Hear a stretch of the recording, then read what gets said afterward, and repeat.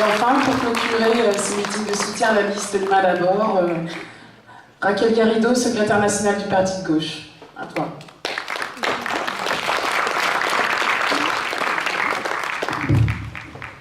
Merci Jennifer. Vous m'entendez là? Tiens. Voilà, je crois que c'est mieux là. Merci à tous et à toutes de votre invitation. Merci à Isabelle de Almeida de l'invitation. Je suis très heureuse d'être à Dijon ce soir. J'y retrouve quelques amis que je connais de longue date, notamment Vincent Assante, avec lequel j'ai eu l'honneur de siéger au bureau national du Parti de gauche pendant de nombreuses années, Alain Gros, avec lequel on a beaucoup bataillé sur les questions internationales, notamment en Amérique latine, d'autres camarades. Je suis bien contente, et je suis surtout bien contente de venir ici titiller le mollet de Sa Majesté François Rebsamen, qui pense, n'est-ce pas, être à l'abri d'une quelconque observation à la frontière de son royaume.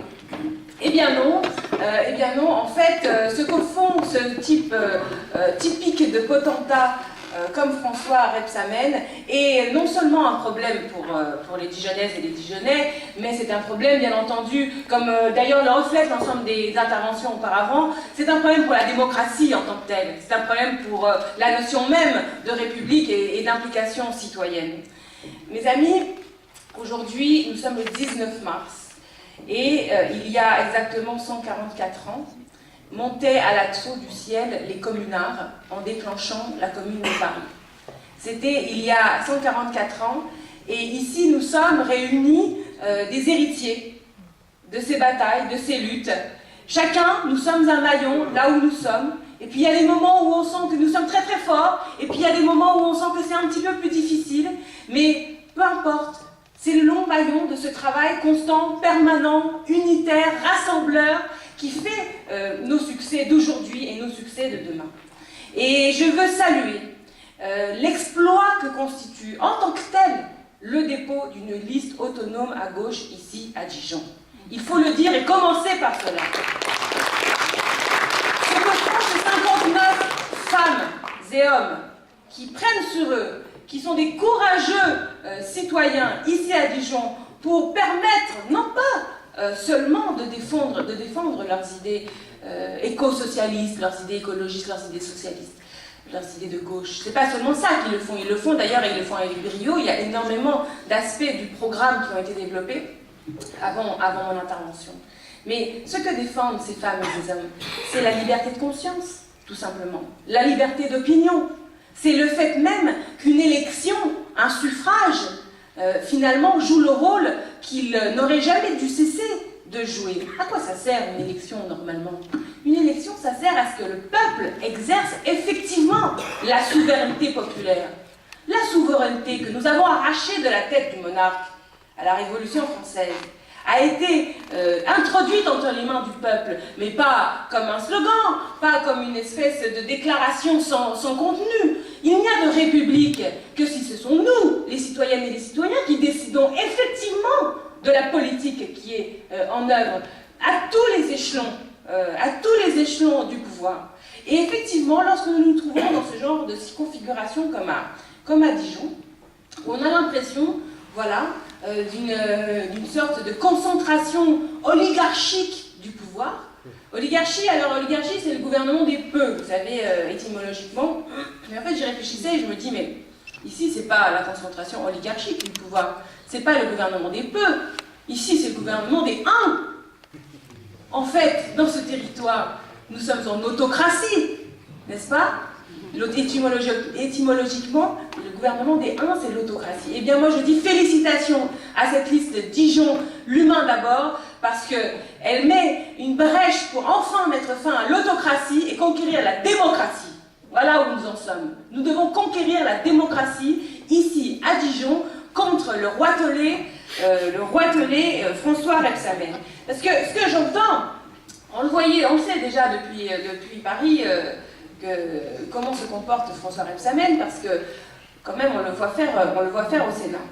Mais ce qu'on entend quand on vient ici, quand on entend les membres, enfin quand on vous entend tout simplement, c'est quand même incroyable. Je veux dire, est-ce normal que, en vertu d'une délégation de service public à une entreprise privée de l'eau se retrouve à plus de 4 € le mètre cube, c'est-à-dire que vous êtes dans la ville où l'eau est c'est la 4e ville plus chère pour l'eau en France. Et alors, ça déjà, évidemment, c'est bizarre, mais alors quand j'entends que pour avoir accès aux documents relatifs à cette délégation de service public et à ces contrats passés, il faut que les citoyens, et en l'occurrence on m'a dit que c'était Arnaud de Guvenatam qui avait fait ça, qui avait saisi, il est là, voilà, gloire à toi, il avait saisi la commission d'accès aux documents administratifs. Ça c'est une commission qui a été établie par une loi de 78, si ma mémoire est bonne, parce que c'est l'idée que les citoyens doivent pouvoir, pour exercer tout simplement leur pouvoir de citoyen, qui est leur pouvoir de trancher, ils doivent pouvoir accéder à un certain nombre d'informations. Parce qu'évidemment, l'information, c'est la base de tout. Évidemment, l'information... La démocratie, c'est 2 choses. C'est l'information et la décision. L'information et la décision. Déjà, nous sommes dans un système qui est assez bizarre, parce que très souvent, nous nous retrouvons au 2e tour des élections, de différentes natures, avec des candidatures qui, franchement, souvent, sont assez d'accord sur les questions économiques au 2e tour. Ça, c'est déjà étrange. Parce que là, lorsque je vais au 2e tour, par exemple, de la présidentielle, et que je vote pour un candidat qui est pour les traités d'austérité de l'Union européenne, et où je suis face à l'autre, mon autre choix, c'est de voter pour également un président, un candidat qui est également pour les traités d'austérité sur les questions européennes, alors où est mon pouvoir? Où est mon choix? Finalement, j'en ai assez peu. C'est pour ça que la question de la présentation d'une liste au 1er tour, elle est importantissime.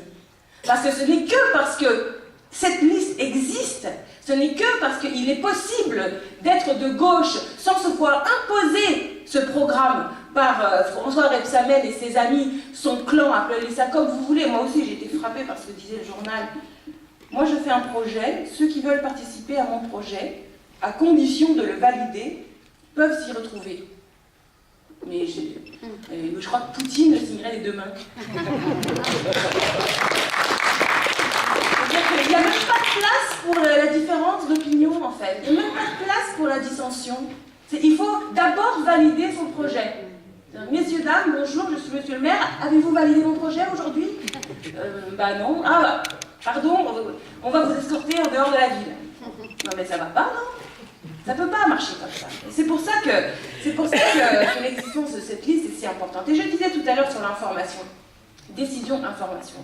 Est-ce normal, qu'il faille passer par la commission d'accès aux documents administratifs? Non, ce n'est pas normal. Ce n'est pas normal. C'est le signe d'un grave dysfonctionnement, de quelque chose de profondément malsain. Parce que, comme on dit, Martine Aubry disait, lorsqu'il y a un loup, lorsqu'il y a un flou, il y a le loup, ou lorsque il y a le flou, il y a le loup, je ne sais plus. Mais effectivement, c'est bizarre. C'est anormal. Et alors, quant à l'affaire des emprunts toxiques, ce que disait Thomas en introduction, lorsqu'on sait que 10 des 12 emprunts toxiques dans cette ville proviennent de Dexia, banque dans laquelle M. Rebsamen dont il a été membre du conseil d'administration, mais je veux dire, il y a un tas de pays du monde où ce simple fait, ce simple énoncé conduirait à une poursuite judiciaire, au moins à une enquête judiciaire. Parce qu'il y a un conflit d'intérêts de la première vue qui est évident. C'est évident. Et pourtant, ici, visiblement, monsieur a réussi à passer entre les gouttes, mais il ne faut pas qu'il pense que ça durera pour toujours. Il ne doit pas penser comme ça.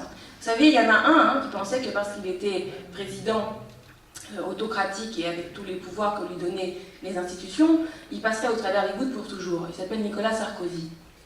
Et en ce moment, il est en train de vivre l'effet différé de ce que c'est l'exercice du pouvoir autocratique, et au final, quand on n'est plus au pouvoir, d'en payer quelques pots cassés. En tout cas, tout ce qu'on peut espérer, c'est que la justice fera son travail.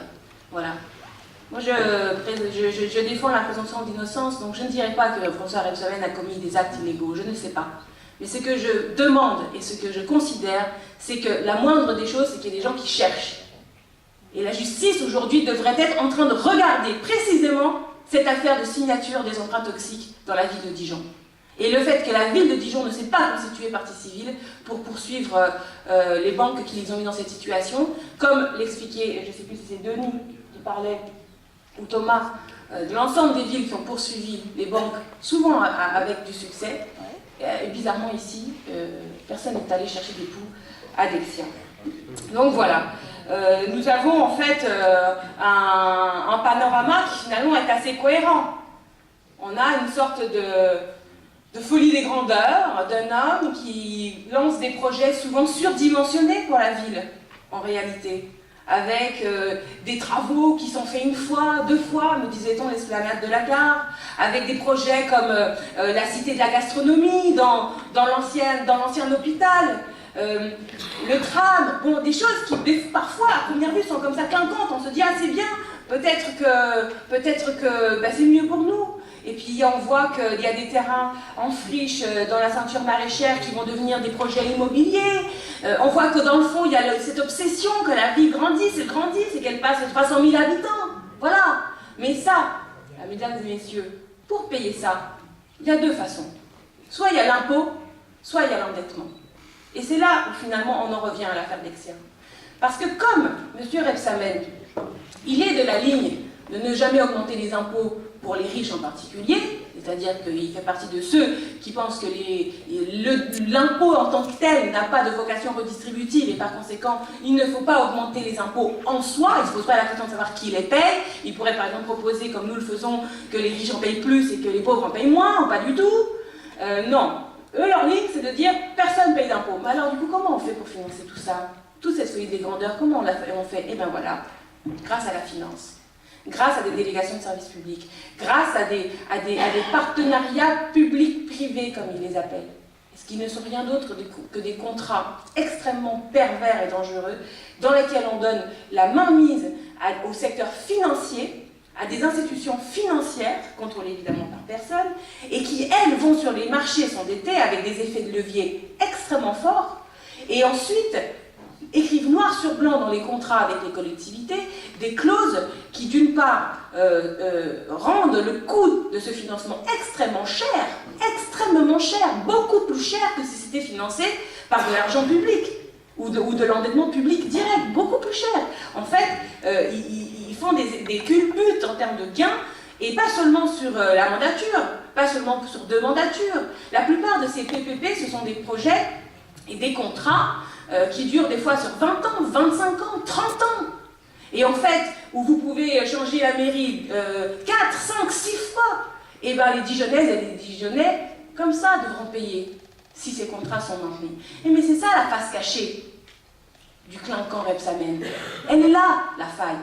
C'est que ce n'est pas possible de réaliser cette politique-là autrement qu'en allant chercher en Dexia, autrement qu'en donnant cette mainmise à la finance. Et c'est pour ça que la boucle est bouclée.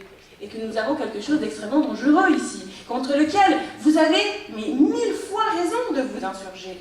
1000 fois raison. L'existence de ce qui, je le répète, est le début de quelque chose de magnifique, qui est que les citoyens peuvent commencer par des brèches à avoir de l'incidence, à avoir du pouvoir, à changer les choses, à dire maintenant, ça suffit.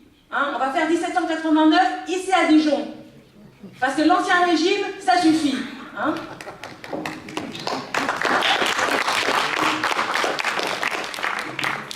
François Rebsamen, bon, personne ne pense qu'il est partisan de la 6ème République comme nous, ou des institutions plus modernes, n'est-ce pas? Nous, évidemment, on se bat pour toutes ces choses, pas seulement à Dijon, mais partout. Mais lui, non, il est très à l'aise. Alors, au Sénat, il vote contre le fait de s'appliquer le cumul des mandats. Il est extrêmement cumulard et ça ne lui pose strictement aucun problème. Bon. Alors, j'avais remarqué récemment qu'il y a un sujet, soudainement, ça lui a pris d'être moderne pour les institutions. Alors il a dit, après avoir lu Clauser, que ce serait bien qu'en fait, en France, il n'y ait plus de première dame. Alors là, il a eu un coup de modernité dans les institutions, il s'est réveillé comme ça. Il a lu Clauser et puis il a dit, mon pote François, là, il est en difficulté avec sa compagne, donc moi je vais dire, dégage Valérie. Il n'y a pas besoin en France d'une première dame. Voilà Voilà François Rebsamen, la façon dont il aborde la question des institutions récemment, ça m'a pris. Mais enfin, bon, de qui se moque-t-on? De qui se moque-t-on? Si François Rebsamen était vraiment pour la modernité dans les institutions, ben, il se battrait comme nous pour la 6ème République, il se battrait pour la parité dans les institutions, il se battrait pour la règle verte. Vous savez ce que c'est la règle verte? On l'avait proposée pendant la présidentielle. C'est cette idée qu'on ne ponctionne pas dans la nature plus, dans un temps donné, plus que ce que la nature peut produire.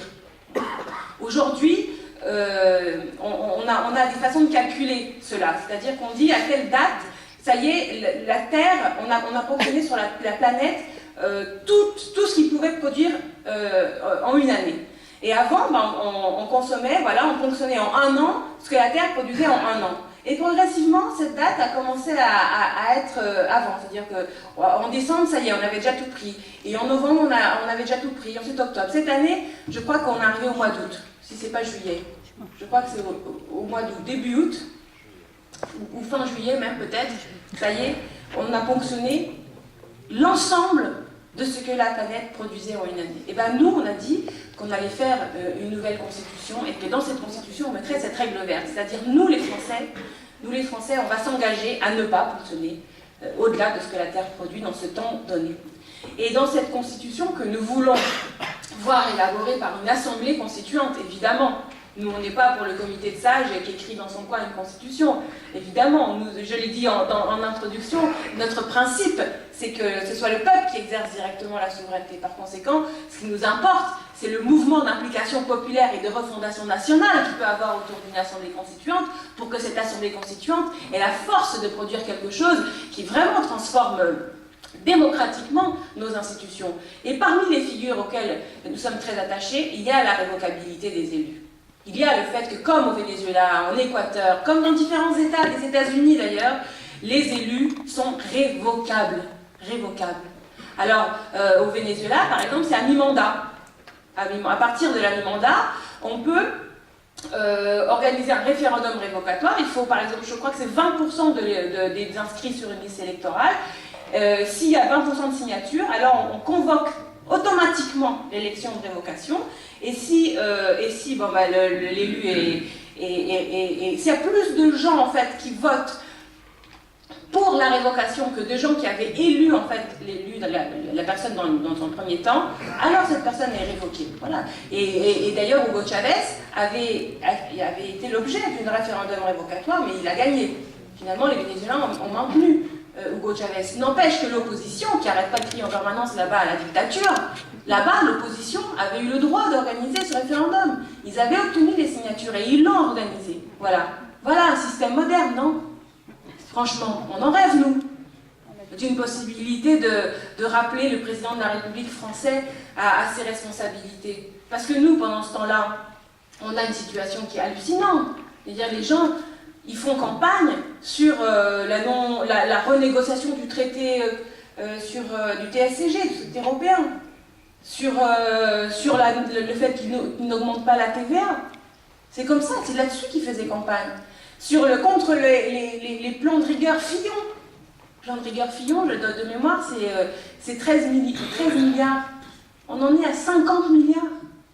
Et eux faisaient campagne contre le plan d'austérité Fillon en disant c'est très mal les plans d'austérité. Donc on a quand même un problème. C'est-à-dire comment on fait, nous les citoyens, pour que les hommes et les femmes politiques rendent compte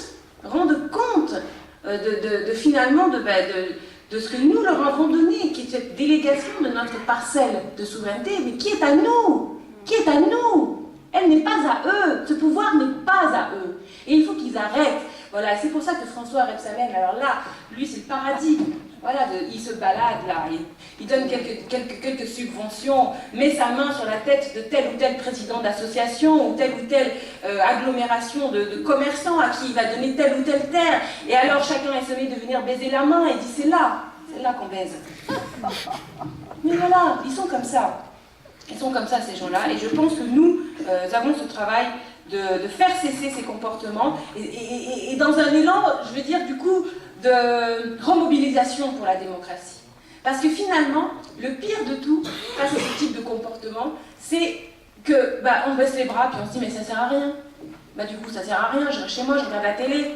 Puisque de toute façon, ils ont tout pouvoir, ils ont tout concentré, ils ont tout organisé, ils ont mis leurs potes dans les différents postes, ils se sont arrangés entre eux, bah du coup, ça sert à rien. Mais si, ça sert à quelque chose. C'est justement ça que nous prouvons. Avec la constitution de ces listes autonomes, comme la liste l'humain d'abord ici à Dijon, c'est que nous pensons, voilà, c'est possible avec la mobilisation de chacun, et cette mobilisation de chacun, ce que nous on peut vous dire, ce que nous on peut vous garantir, c'est que nous ne le faisons pas pour avoir le pouvoir pour nous, nous ne le faisons pas pour avoir telle ou telle place où, nous le faisons parce que nous considérons que c'est un enjeu pour tous, la mobilisation de tous. Donc vous avez le droit de vous lever le 23 mars, de vous former une opinion politique raisonnable, raisonnée, à partir d'un débat, à partir d'une confrontation d'idées, à partir d'une confrontation de programmes, et à partir du moment où vous avez en votre fort intérieur développé cette opinion politique, et ben vous avez le droit d'aller le manifester dans l'urne. Voilà, c'est ça une élection, c'est ça une élection municipale. Et il y a quand même quelque chose de fantastique à l'idée qu'il y a 36 000 communes dans ce pays, et que dans ces 36 000 communes, tout le monde est en train de faire le même exercice, qui est un exercice fantastique, mais qui est un exercice qui est nul lorsqu'il n'y a qu'un seul choix. Voilà. C'est nul lorsque monsieur le maire dit « Ah ben non, vous êtes avec moi ou vous n'êtes rien ». J'en arrive au temps qui m'est imparti. Je voulais vous parler de plein de choses différentes, du secret qui est la marque de cette oligarchie, le secret qui est aujourd'hui non seulement dans les négociations communales sur l'eau ou sur les banques, mais qu'on retrouve à tous les niveaux. On retrouve au niveau de la négociation pour le grand marché transatlantique, par exemple, qui a des implications directes sur le plan communal, puisque le grand marché transatlantique, sachez-le, s'applique à tous les échelons du pouvoir politique, et sachez également qu'il y a une règle importante, retenez ceci, ça s'appelle la règle du traitement national. C'est une règle qui est dans le mandat de négociation du grand marché transatlantique. Ça veut dire que vous devez, lorsque vous êtes une collectivité, traiter de la même façon l'investisseur local et l'investisseur, en l'occurrence, états-unien. Et bien ça veut dire concrètement que si un Américain ouvre une école primaire privée ici à Dijon, dans le centre-ville par exemple, pour une certaine clientèle avec une certaine offre, alors la mairie, puisqu'il y a concurrence et qu'il doit y avoir traitement national, c'est-à-dire le même traitement entre l'investisseur national, qui en l'occurrence se trouve être la mairie, puisque c'est un investisseur institutionnel, et l'investisseur américain, alors pour les mettre au même traitement, il faut soit subventionner l'américain avec son école privée, soit désubventionner l'école primaire publique. D'accord ? Et quand on met ce genre de germe dans les traités, faut pas s'étonner ensuite qu'un jour, alors même qu'aujourd'hui nous demandons la fin de la délégation de services publics de l'eau, qu'un jour ces gens fassent tout pour que ce soit même impossible de le remettre en cause. Et ils sont à tous les échelons en train de faire la même chose. Voilà pourquoi nous, ici au plan communal, oui, nous devons faire en sorte que notre action politique, elle conduise à ce que la commune devienne hors GMT. Le Conseil régional de France, le Conseil régional PACA, différentes communes ont d'ores et déjà voté des délibérations en ce sens, en se déclarant hors grand marché transatlantique. D'abord pour mener la bataille contre ce traité scandaleux, et deuxièmement pour, dans l'hypothèse où il serait adopté, désobéir. Oui, désobéir. Et en tout état de cause, Pascal Lamy disait, l'ancien directeur général de commerce de l'Union européenne et ancien directeur général de l'OMC, disait hier à la télévision, avant-hier, que le grand marché transatlantique, d'abord, que c'était très bien, et qu'il n'y avait absolument pas besoin de le faire adopter par référendum ou par les citoyens, puisque c'est les parlementaires européens qui vont décider finalement, au final, si c'est adopté ou pas. Il y aura un avis du Parlement européen. Et ben voilà où nous en sommes. Nous allons mener cette campagne municipale en disant à nos concitoyens que là, il y a un danger et nous allons les informer, mais également nous ferons en sorte aux élections européennes, pour que les élections européennes soient un référendum contre le grand marché transatlantique. Voilà en ce qui concerne le secret. Je crois que d'autres ont parlé actuellement des des discussions secrètes qu'anime directement François Hollande à l'Élysée les samedis matins. Je ne sais pas si vous avez vu, ça a fuité. Ça s'appelle le Conseil stratégique de la dépense publique. Il y a autour de la table Madame Touraine pour dire combien il faut arracher à l'hôpital. Il y a autour de la table Monsieur Sapin pour dire combien il faut appauvrir la sécurité sociale. Il y a Monsieur Moscovici, il y a Monsieur Cazeneuve, il y a évidemment le Premier ministre et le président de la République. Et leur boulot tous les samedis matins, en secret, alors que nous, on est tous là, en campagne électorale, en train de confronter des idées, soi-disant dans la lumière des idées, eh bien, eux, en secret, ils sont en train de discuter de savoir où ils vont prendre 50 milliards d'euros. 50 milliards, ils vont nous prendre. C'est fait, c'est une méthode parfaitement inédite. Parfaitement inédite. Et Isabelle Davida le disait, le chiffre qui a fuité, c'est 10 milliards pour les collectivités territoriales. 10 milliards au moins, ça représente 20% de la dotation totale des collectivités dans ce pays. 20%. Alors, monsieur Rebsamen, c'est pas la peine juste de dire oui, les choses ont été commencé par Sarkozy, elles continueront les Colombe. C'est pas ça. Il faut nous dire, il est où votre 20% que vous enlevez? C'est où que vous enlevez 20%? Et si vous ne les enlevez pas, dites-nous quel contrat pourri avec la finance vous allez conclure pour quand même payer les choses, malgré l'endettement des générations futures ici à Dijon. Voilà, les amis, je repense encore une fois aux communards qui montaient à la tour du ciel comme vous montez à l'assaut de la mairie de Dijon, et je vous souhaite bon vent.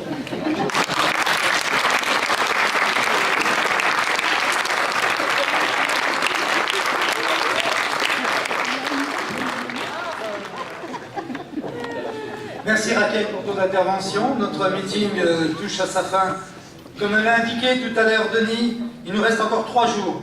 Denis a dit la tête dans le guidon, 3 jours pour nous mobiliser, pour être présents sur les différents points de rencontre, devant les entreprises, dans les différents porte-à-porte, pour coller les affiches de la liste Dijon l'Humain d'abord. Alors si vous aussi vous souhaitez voir naître une société de l'humain d'abord, pour que cesse celle où le capitalisme bafoue, piétine les droits humains, alors votez et faites voter pour la liste Dijon l'Humain d'abord. Et pour ce faire, je vous rappelle que le vote par procuration est encore possible. Alors n'hésitez pas autour de vous, auprès de vos amis, auprès de votre famille. Oui, on peut encore voter par procuration. Alors si certains d'entre vous ne peuvent pas se déplacer, n'hésitez pas. Boulevard Clémenceau à Dijon, tribunal d'instance, au numéro 13, boulevard Clémenceau exactement. Demain, une permanence de 9h à 20h, jeudi de 9h à midi. C'est très important. Ça a été précisé tout à l'heure, toute voix compte, donc n'hésitez pas à faire voter pour notre liste. Nous devons également nous mobiliser, car nous avons encore besoin de délégués de bureaux sur certains bureaux de vote. Pour ce faire, Françoise prend les différentes inscriptions. Nous avons besoin de votre date et lieu de naissance. Et vous devez vous munir également de votre carte d'électeur, car vous devez justifier de votre qualité d'électeur au niveau du département. Ça ne demande pas une présence sur la totalité de la journée, la question a été posée ce matin. Pas du tout, vous devez être présent le matin, vous émargez, et principalement présent le soir, à 19h à la fermeture, pour le dépouillement. Et dès que vous avez les résultats, vous appelez le local de campagne, place Abbé Chanlon. Ensuite, vous savez que toute campagne a un coût, alors n'hésitez pas, je fais un appel aux dons, si vous pouvez donner. Pour ce faire, Frédéric Raymond, notre mandataire financier, est ici présent, alors n'hésitez pas. Même si cela a été évoqué tout à l'heure, je demande, pour ceux qui le peuvent également, nous avons besoin d'une forte participation à la marche contre l'austérité le 12 avril. La marche dont le mot d'ordre est « Maintenant ça suffit ». Marchons contre l'austérité pour l'égalité et le partage des richesses. Alors je le répète, votez et faites voter pour la liste Dijon l'Humain d'abord le 23 mars. N'hésitez pas. Dites-le autour de vous. Merci à toutes et à tous. Merci pour les différentes interventions. Et n'oubliez pas, votez le 23 mars, Dijon l'Humain d'abord. Merci.